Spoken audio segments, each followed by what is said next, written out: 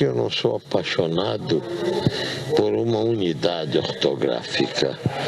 Eu acho que como não há uma unidade literária, como não há uma unidade de todos os elementos que formam as diversas nações, eu não vejo por que essa tendência a uma unidade ortográfica, compreende? Porque se vocês dizem facto, não podem escrever como nós escrevemos fato.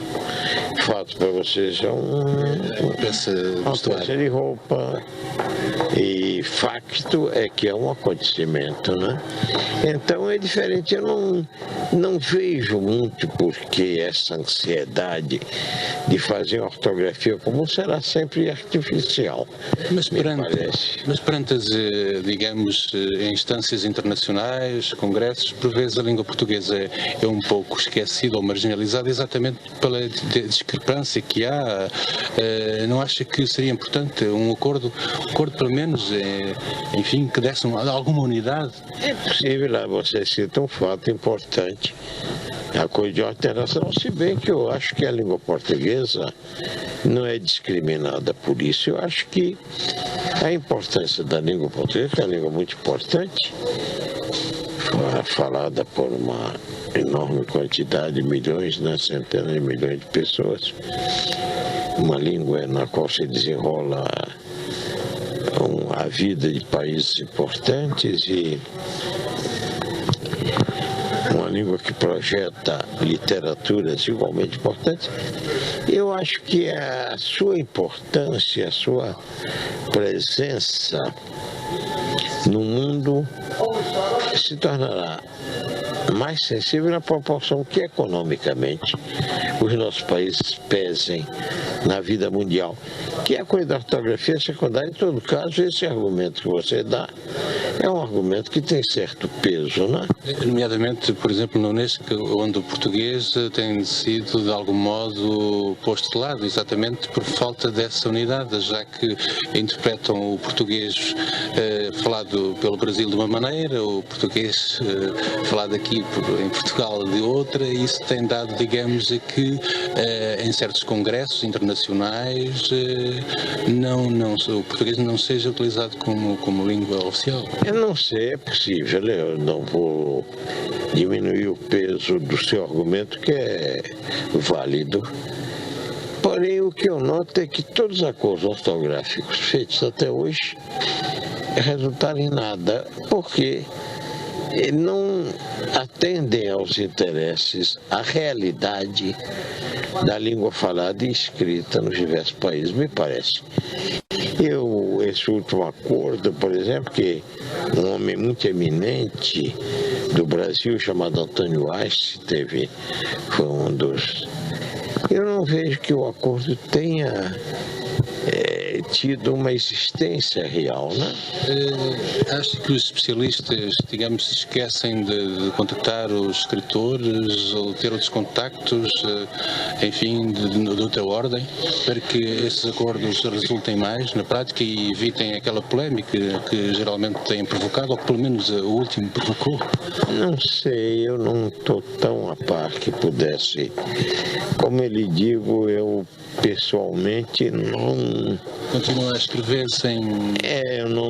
o acordo não me atinge como escritor em nada. Eu continuo a escrever, inclusive porque eu, na minha vida de escritor, que é bastante longa, né? Quase 60 anos de trabalho de escritor, né? Eu vi tantas ortografias, né? Quando eu comecei a escrever com 2 P's, 2 M's, né? Sei lá, né?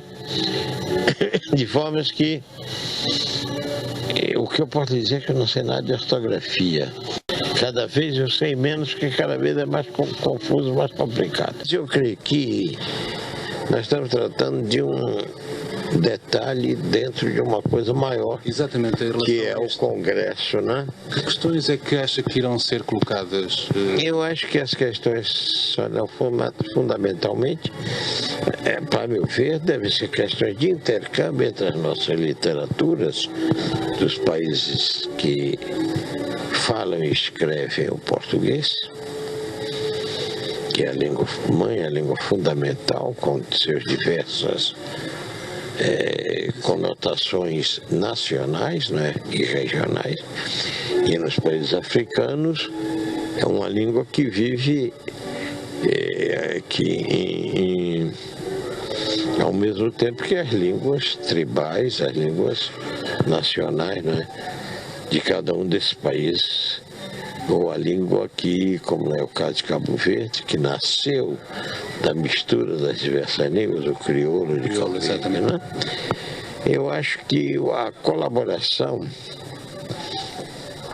o intercâmbio, o conhecimento dessa literatura, dos seus valores, de onde ela nasce, por que ela nasce daquela maneira, essa literatura de Angola, ou do Brasil, ou de Moçambique, ou de Portugal, ou de São Tomé, de Cabo Verde, tão bela.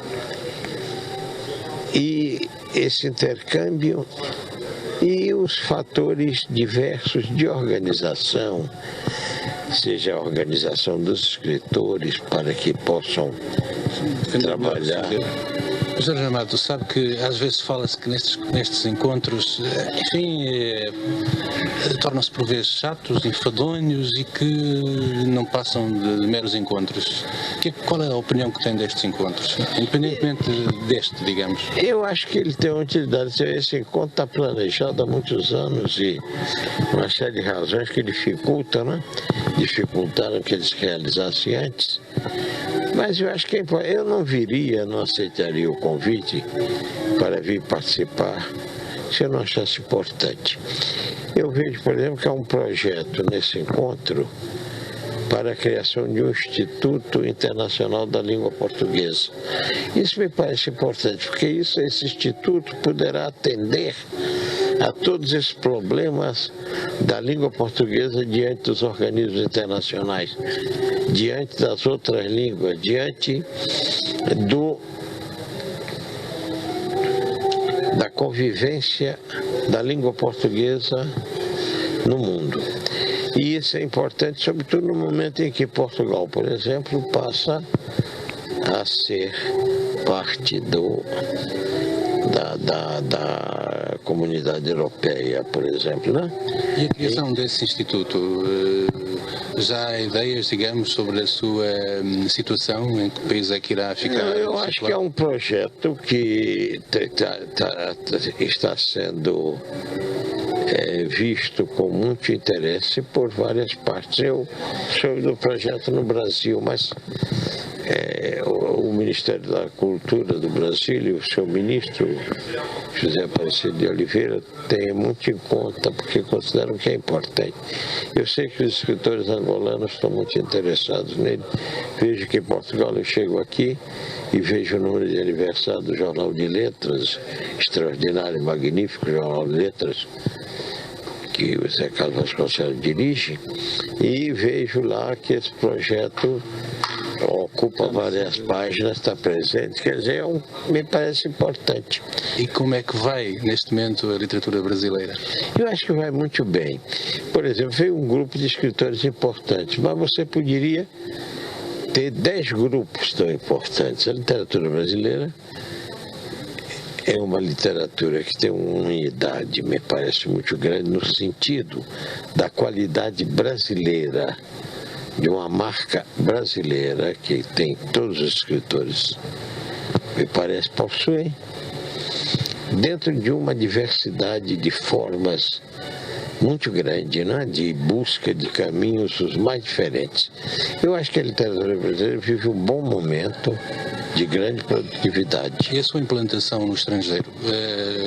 Há escritores brasileiros muito traduzidos, para além de Jorge Amado, naturalmente, um dos escritores brasileiros mais traduzidos. Eu acho que há muitos hoje, muitos não, ainda não tantos quantos merecem ser traduzidos e divulgados. Mas existem muitos escritores brasileiros que começam a ser traduzidos e que têm despertado grande interesse no estrangeiro, nas diversas línguas, sobretudo em inglês, nas grandes línguas, inglês, francês, italiano. Ainda hoje Nelly da Piome mostrava um exemplar de tradução do seu livro, em russo e nos mais diversos idiomas.